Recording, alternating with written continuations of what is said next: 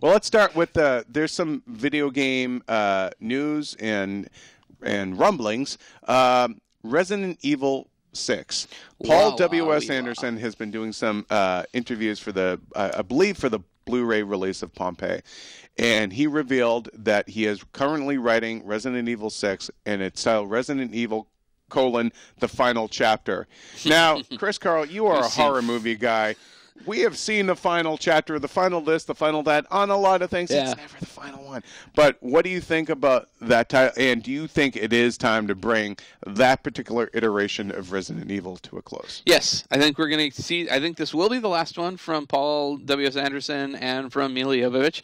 And then I think there'll be a nice little period of time off, and then Sony will reboot it. And I think they'll reboot it in a way that's a little bit more realistic and doesn't go so, over the top. And I think he deserves this. I know a lot of people don't like his movies, but he has made a lot of money. It's the most successful video game movie franchise ever. I mean, it's got 6 theatrically released movies. We're not talking about like direct-to-video ones where it's just like knockoff Central, like some of the Blood Rain ones, and each one has made more money than the last one overseas. Yeah.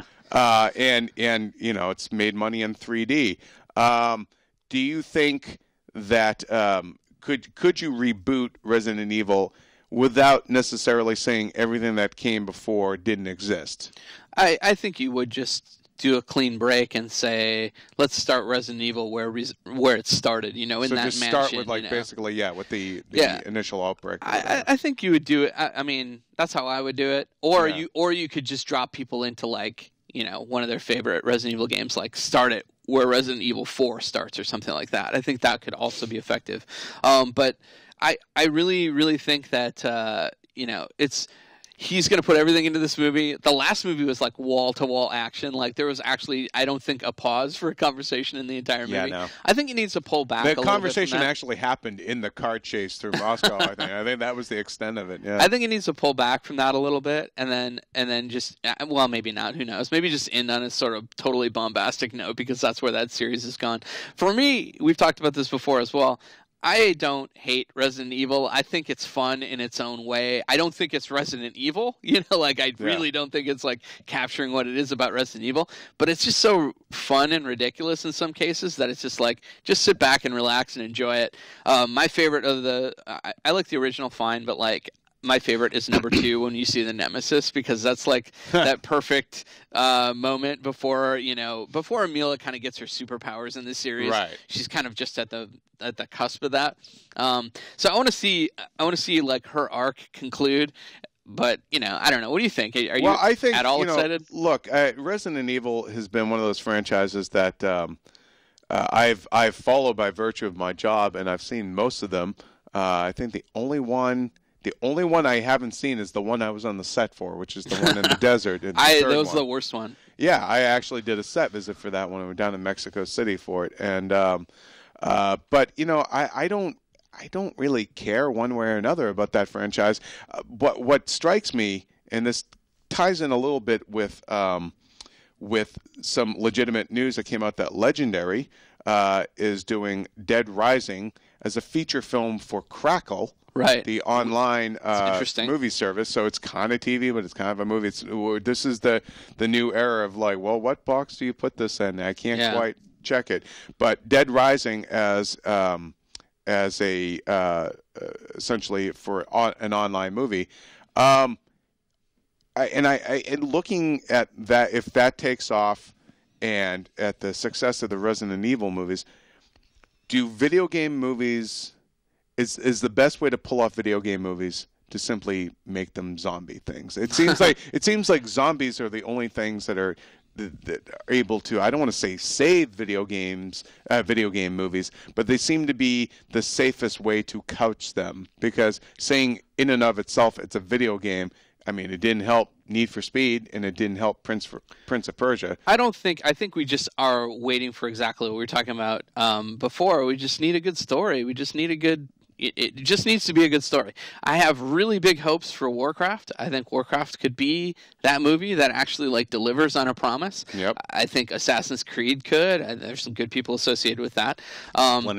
Splinter Cell, you know, there's a lot of properties out there that are being developed right now. We'll see what goes on with the Halo stuff that is being developed on the Xbox series. Like that could be kind of cool. And then that standalone Halo thing. It's very confusing, but there's a standalone Halo digital feature.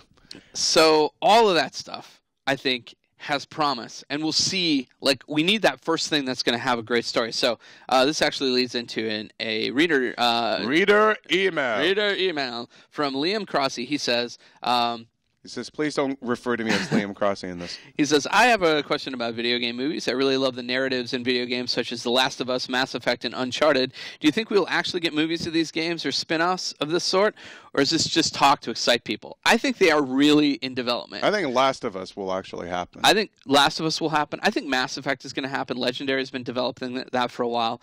And then in terms of Uncharted, it is a no-brainer. It will happen eventually. I'm surprised at why that can't seem to get off the ground. It seems like, I mean, I understand at a certain point, like it's derivative of movies in that you're basically making a movie about movies, but that never stopped Hollywood. I mean, and it's a more lighthearted thing. It does seem like a throwback to 80s movies, like a Romance in the Stone or even Indiana Jones, kind of more tongue-in-cheek in nature. I don't understand what the big problem is in trying to adapt that. It seems of all these properties, wouldn't that kind of be like the easiest one you could do? I think so, but it's also like those movies movies like that have kind of gone out of style right now. You know, like we haven't been seeing a lot of sort of jungle adventure kind of movies, and I think, you know, maybe people feel like it's a little bit of a risk. I think things like but my one note about video game movies in general is don't be so slavish to the story in the video game that it costs the movie, because they're different. They're totally different formats. You can't necessarily because you tell just the got same through saying how you'd like to see a Resident Evil movie that's more like the game. Yeah, but I mean, the movie went in a different way. Like it just like abandoned the characters, and you know, in some ways. But yeah, it's weird because they introduce Alice, and you know, who's not in the games.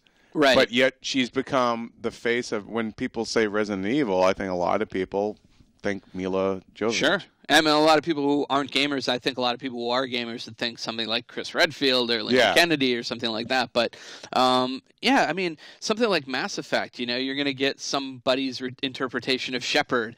You know, something like, I think Last of Us is actually the one that has the best one-to-one shot of like actually matching the story from the games. Yeah. But in any video game, there's all this time that you spend not on the story. It's just you interacting with the environment and, you know, lots of sort of things that you can't cram into 2 hours. So you really need a deft hand to come in there and say, this is important, this isn't, this is, you know, gonna like lend a video game authenticity to it. We don't need this, you know? Right. And I feel like nobody's navigated that territory very well yet.